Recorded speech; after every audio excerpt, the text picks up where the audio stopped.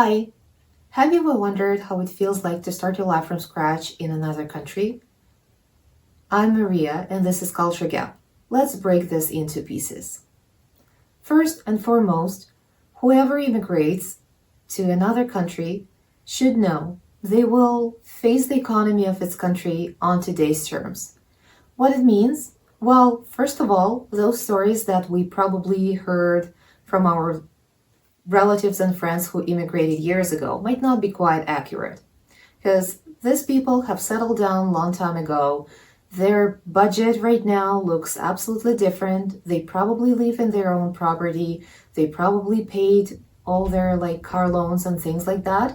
And they do have a stable income that is absolutely different from what a person with no experience can count on. So that's the first. And the second, entering the economy on today's terms, you will pay the market rent, you will face and deal with current insurance rates, current car prices, and everything else.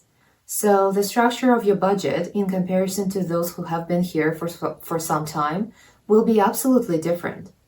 Just for comparison, when we looked into Canada and we were doing our research before actually coming in here and making this decision, the situation was different, and we were actually thinking that one income will cover all the bills and the other income will allow us to travel and maybe save and maybe invest. That's not the case. By the time we crossed the border, the economic situation was absolutely different, and we ended up with two incomes, hopefully, but one was actually paying the rent and the other one was covering the bills. So this is how different it might be, and we have to take this into account and be ready to navigate those hardships if they come our way. Second thing that contributes to an uncomfortable financial situation for those who immigrated, for those who are starting their lives in different countries, is the simple fact that by moving to another country, we will probably step back in our careers. It might happen for multiple reasons. First reason might be, like us not being comfortable in the second language, or second or third language, for me, it's English. For others, it might not be, like possessing an occupation that actually is globally convertible. For others, it might require additional certifications and additional years in school that cost money as well. So it might not be the case. So, and some of us might not be, might not speak English, might not speak good English, so they will need to pursue other things that they might not be even considering doing back in their countries. There might be another situation when people might be overqualified, and when they show all these credits and merits, they might be considered overqualified for the job they're looking for, and nailing the right one might take more than a year. In the meantime, you need to lend somewhere. You need to keep the income flowing to keep up with, the cost of living and paying all the bills, which actually essentially leads to taking on some job that might not be of your level, might, be a step or a couple of steps back. This is what happens, and this is the reality. And here, doing that, of course, newcomers and those who started their life from scratch in another country lose their income, lose this money while they're navigating those things. The third thing contributing to financial hardships for those who started their life from scratch is relying on your home country strategies, financial strategies. So you see, back in your country, especially when you decided to move when you're mid-30s, when you even mid-20s, when you might have already started working in your country, when you earned your first money, when you became independent. So you had your own strategies, you had your own, ways to navigate financial things and life, while you're still, holding on to the previous lifestyle, to the way you used to live, to the way you used to spend your money. Here, when you are navigating your life here in a new financial system in a new country, that actually help, like this makes you spend a lot more than you should have during your first couple of years. The fourth thing is the need to reconstruct your whole habitat, the need to reconstruct your whole life. For those of you who are watching this video out of curiosity, just look around. Just notice every single item around you. Just notice every single lamp, every single device, every single appliance, every single pen, every single desk, every single piece of furniture, piece of clothes, and everything.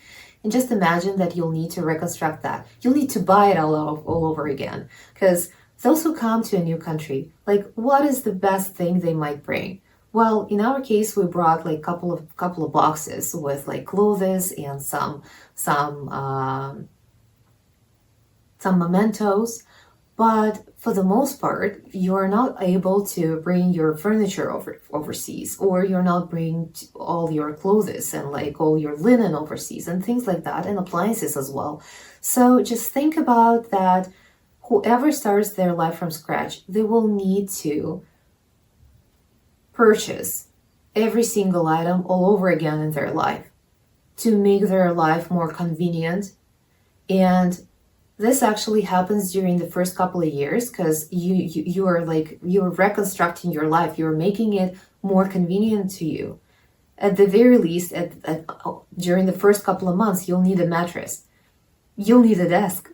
You'll need a laptop. You might bring your own laptop for sure, but like you'll need a chair and things like that, and some maybe like forks and other like cutlery, and many other things, like the things you kind of take for granted and you never pay attention to, but like when you don't have it, you understand that, and surprise, all those things cost money, and this adds up. So imagine you're entering the economy on today's terms.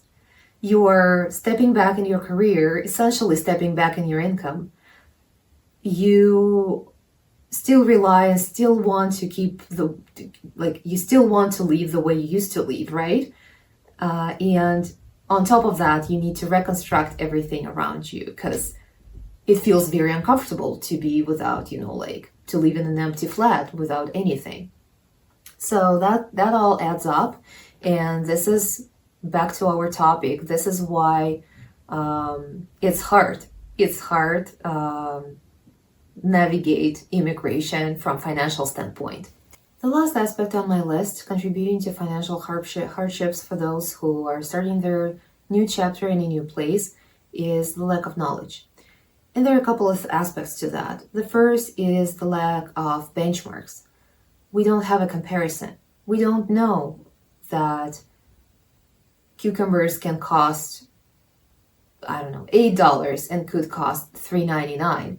So the simple, it comes with practice, but as you go, you spend lots of money on things that you don't know, like the real price tag to.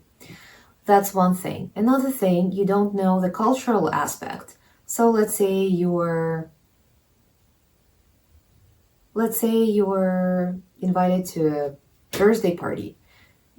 What kind of gift is appropriate? Is it $10? Is it $100? Is it $200? Is it $50? What's acceptable to bring or to give, and how much is that? You don't know these things, and this is where newcomers will keep losing money during the first couple of years until they find people they can ask those questions, and they'll start navigating those situations differently. So let's recap. First and foremost, we need to remember that we're entering this economy on today's terms, which is hard. Second of all, we will likely face a situation when we step back in our careers. That's okay, we'll catch up, but that's something that will definitely contribute to our financial situation. Third of all, the need to reconstruct your life from scratch, and put your household back together. Another thing, the fourth one we discussed, was the financial strategies and inability or you know, the situation when it's hard to give up your life the way it was. And the fifth is a lack of knowledge, when we overspend on every corner, on every single purchase we make. To my mind, this journey can last years. In my case, I still cannot say that I'm fully back to the level of life I used to have, to the level of financial comfort.